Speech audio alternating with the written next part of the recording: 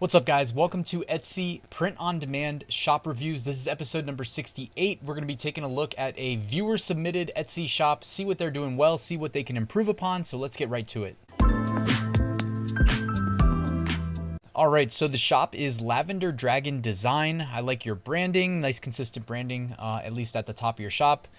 From Texas, you're a star seller, and you have 489 sales to date with a 5-star average review. So well done there. That's always nice. Your shop announcement, welcome to your shop. Offer digital downloads. Okay, so a digital download shop. Buy one, get one completely free. That's awesome. So you got a BOGO. After purchase, message me to let me know which digital download you would like, and I'll send it to you. So you created a little bit of manual work there where everybody who purchases from you has to message you to get their freebie. Nothing wrong with that if you're willing to put in the work. And it looks like you actually sell at least some t-shirts here, right? This is a shirt. Yeah, so this is definitely a shirt. And nothing wrong with that too. You're mixing in the shirts with the digital downloads. One thing I'll say about this design, I don't want to say it's a pet peeve of mine, but like if I'm going to use a stroke on a design, I'm going to use it on everything. And I almost never use strokes on designs. I typically think it's much better to just pick a color that your foreground design contrasts well against, and then you don't need a stroke. So I'm just saying, in terms of design, I know I always say I'm not a good graphic designer, so who am I to critique designs? But there are some things that like just stand out to me as like I just don't think they look good. Like using a stroke on some things, not everything. That is one of those that I would say it doesn't look great. Okay, so here's a PNG design that you've got. I think this looks pretty good. So this says a digital download, you know, t-shirt design selling for 99 cents. That's what I do. I fix stuff and I know things. And really just a simple, like for the most part, text-based design. Yeah, I mean, making 99 cents, it's not, you know, a ton of money to make one sale, but at scale, because, well, the only thing is you're doing the buy one, get one. So you did create a little bit of manual work, but to most people who sell digital downloads, even at 99 cents, like you can sell so many, they get automatically delivered to your customer and you don't have to do any extra work. And what have you sold? You've just sold a digital file. So you don't have to pay, you know, a production partner for fulfillment, which I know that is something that a lot of people don't want to do, which honestly took me by surprise since, you know, you pretty much lock in your profits there. And with Etsy, you can get pretty fast payouts. But anyways, I know that's not the point of this video. You've got some nice looking designs. Now, I'm just wondering, like, some of these do look a little familiar. So are they your original work? I'm going to assume they are, right? I'm going to assume that they are.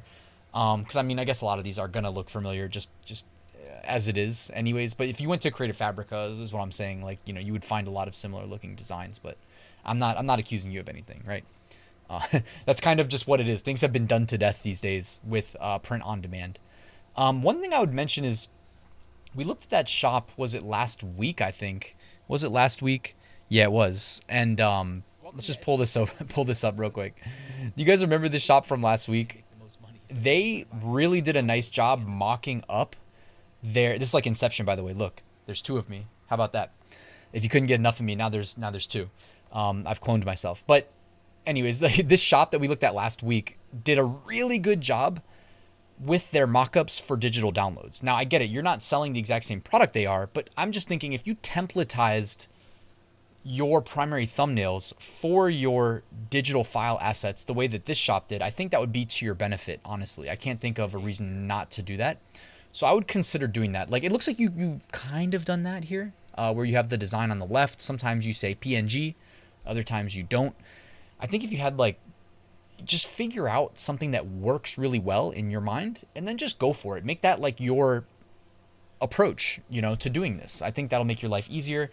By the way, like you can use the MyDesigns software if you haven't tried that out. They make it real easy to, you can upload your custom, you know, thumbnails as PSD files to their software, and then you can have it like generate all your thumbnail, your, you know, mockups, thumbnails, whatever we're calling them, in bulk, right? So then once you have that templatized approach, you could bulk publish everything through MyDesigns, and whenever, you know, it sells, by the way, MyDesigns would also take your digital file and convert it to other extensions. So the optimal file extension is SVG. If you have an SVG, they'll convert it to, I think, like 5 different additional file types and then deliver that payload to your customers automatically. So, I mean, a lot of benefits to using that software. By the way, I'm not saying that your stuff doesn't look good.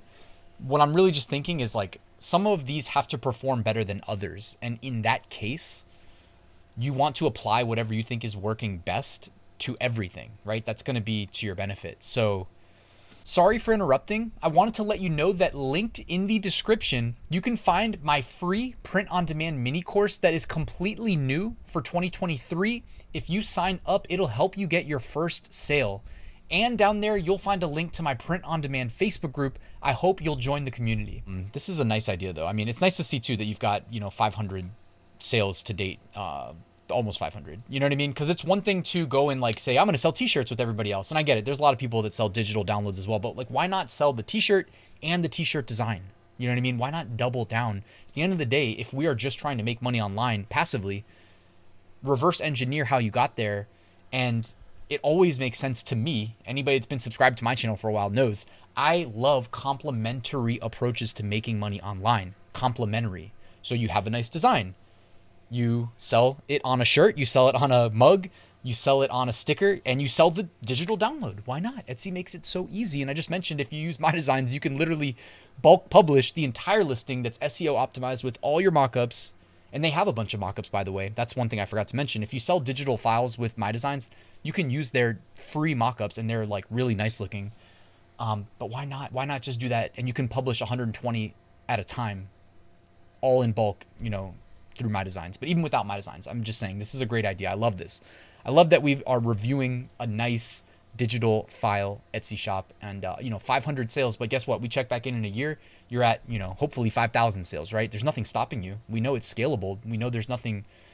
Some Etsy shops, they do manual fulfillment, and that can mean long nights. That can mean hiring employees, and there's nothing wrong with that. But I think one of the apex ideal things we could possibly, imagine is getting something for nothing. And when you're selling digital files, you're basically doing that. The one thing that I'm thinking though, as I look at, more of your designs is a lot of these do look like Creative Fabrica assets, and you don't want to sell Creative Fabrica assets. That's definitely not allowed per the rules. So I'm going to assume that you're not doing that, but also there is a striking similarity across a lot of these, things like this. The only way you should be selling these is if you actually are designing them yourselves. But again, it's not for me to say, and it's not for me to police. Ultimately, it looks like you're running a sale. You reset it probably every 24 hours. I mean, I didn't look yesterday, but I'm assuming that you're resetting it daily. 75% off. Hey, why not? Makes people think they're getting a deal. And then it's interesting. I wonder how many people actually take you up on this offer, since it is in your shop announcement, and most people don't actually see your shop to see that you're running a BOGO, a buy one, get one. But anyways, I enjoyed reviewing your shop, Andrea, if that is your real name. I know some people sell on Etsy under aliases. Either way, I do like your shop. I wish you the best in the future with it. I like seeing digital download shops that have sales, to show people that it can be done. And, my biggest takeaway is you probably want to have a templated approach for that primary thumbnail that is really good, and then just apply it to everything moving forward. But that's really it, guys. Thank you for watching. Quick reminder, I do have a full print-on-demand course that walks you through exactly how I went from 0 sales, not knowing what print-on-demand was, to 7-figure sales, 6-figure annual profits. That is linked in the description if you want to learn my method. It's called the Ryan's Method Print-on-Demand course. And also, if you want to hit that like button and subscribe on your way out, that would also be appreciated. But guys, thanks for watching. I'll see you tomorrow with a new top 5 niches of the week video.